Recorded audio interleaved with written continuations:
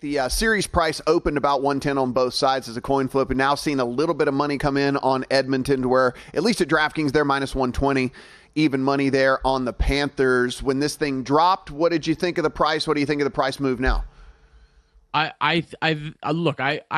If I'm pricing it, I'm thinking Florida may be a slight favorite myself, just before the series price open, and the respect that they deserve for being the defending champs and everything like that. But in terms of the line movement, I'm not surprised at all, Matt. I think people want to bet Connor McDavid, and look, I like Edmonton as well. I think that they're ready to win this series. I think that they could draw from their experience from last year. They're familiar with their opponent. They have home ice advantage. There's a lot of things working in Edmonton's favor that maybe they weren't last year.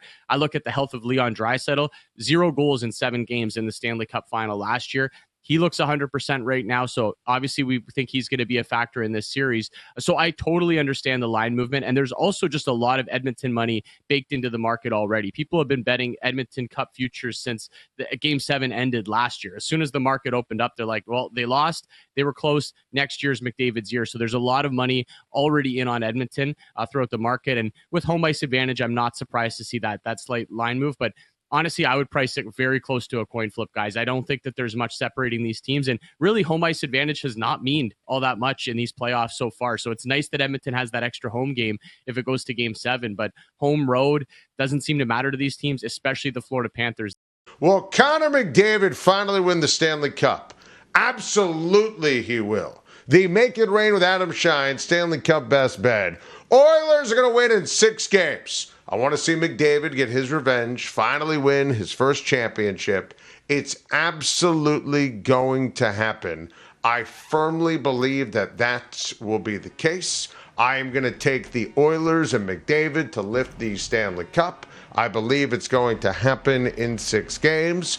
I am obsessed with McDavid. I think he's the best player in all of sports, and I just can't get enough. Edmonton is winning the Stanley Cup. Yeah, I like the under in this one. I think in general, this total the series is going to be a little bit more low scoring than a lot of people expect. So we see a 6.5 total there in Game 1. I wouldn't be surprised if the rest of the games after Game 1 end up being settling at 6. Like I said last year, I think the Oilers figured out the aggressive counterattack of the Panthers. I think that's going to play a big role.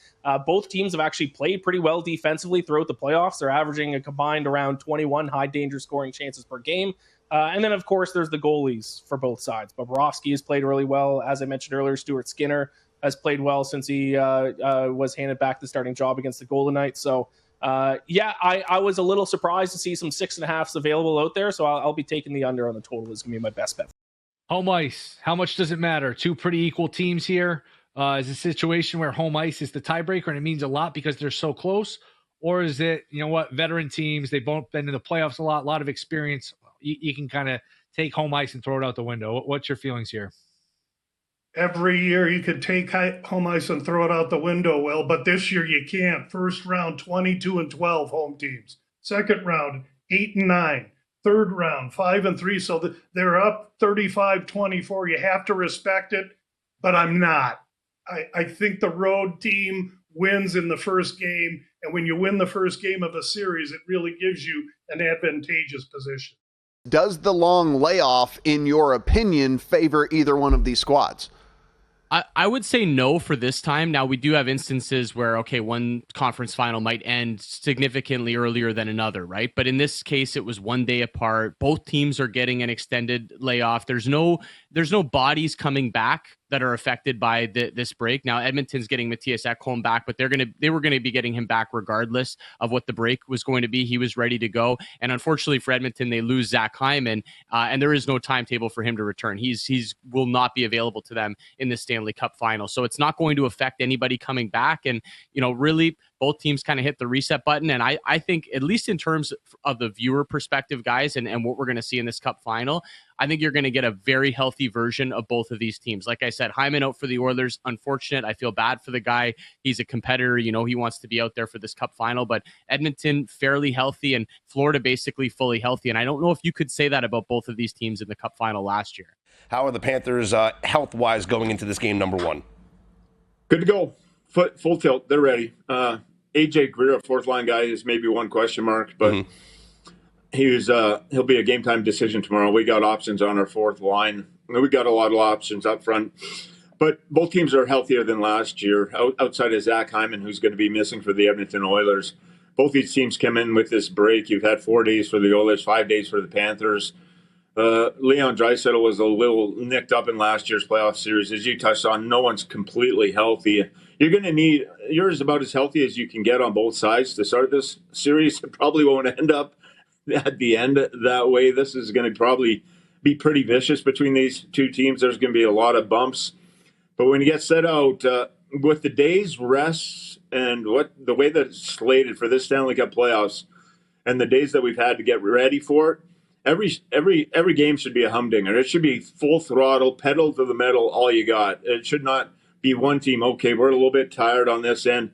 No, that should be no excuse for either of these groups, and that's why I'm looking forward to it. These are the two best teams in the NHL, and they're going at it healthy, rested. It sets up for what you would expect, one extraordinary final. We've talked to a lot of people so far about this series, and they might not necessarily cover the Oilers on a day-to-day basis, and we've asked them specifically about the injury to Zach Hyman, his absence, what that's going to mean to the series. They're like, yeah, he's good, but it's probably not going to be that big of a deal because they're so deep, and I'm like, not so sure about that. What is the local perspective on his injury? Yeah, local perspective can appreciate that other perspective you just mentioned, that there is depth on this Oilers team, but Zach Hyman's a glue guy. Zach Hyman scored 50-plus goals last season.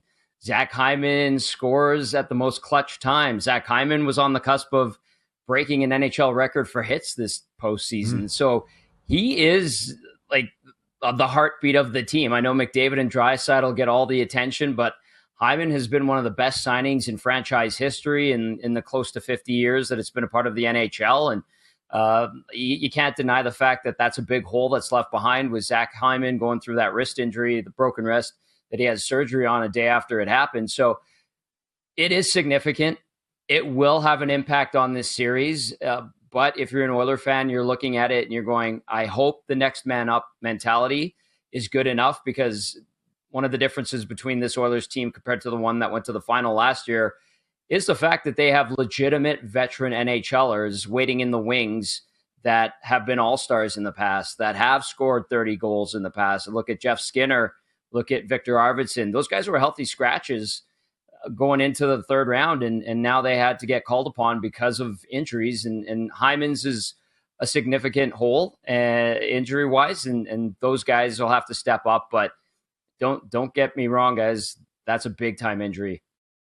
Anything you think in the Conn Smythe market that's worth a shot? People want to bet a little to win a lot. Maybe necessarily don't bet hockey on a game-to-game or night-to-night basis, but if they see something 15, 20 to 1, they'll take a shot just to have a rooting interest. Does anything fit that criteria here for you in terms of the Conn Smythe? Yeah, that's a great way to look at it. Well, when we were too late on Florida, a week or two ago, we did get Bobrovsky for Conn Smythe at 9-1. So we've got a Edmonton at plus 470 and Bobrovsky Conn Smythe is how we approached it. But to answer that now, the price on Bob is not advantageous, but the price on Barkov sure is. And this guy Barkov is their leading offensive catalyst. Yes, I know that Tkachuk gets a lot of that shine, but it's Barkov.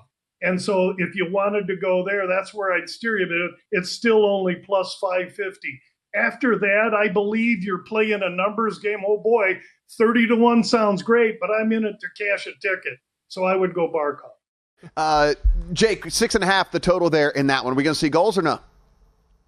Well, I tend to think early in the series is where you're going to see some goals, guys. Now, last year, looking back at the Cup Final, again, I don't want to read too much into a series that happened last year, but there is similarities, obviously, with these two teams. And we had more overs than unders. I believe it was 5 overs and 2 unders in the 7-game series last year. So if you look at that, you go, okay, maybe we want to play your overs. And I do prefer overs early in this series because I think you're going to see the refs call some penalties, maybe set the tone. as the series goes on, you get into 5, 6, 7, the whistles go away, games played at even strength. And both of these goaltenders have been playing relatively well, some inconsistencies. So you're going to see some unders throughout the course of the series. But yeah, for game one, I tend to lean towards the lean towards the over in these situations, because I think you're going to see more penalties called in games 1 and 2.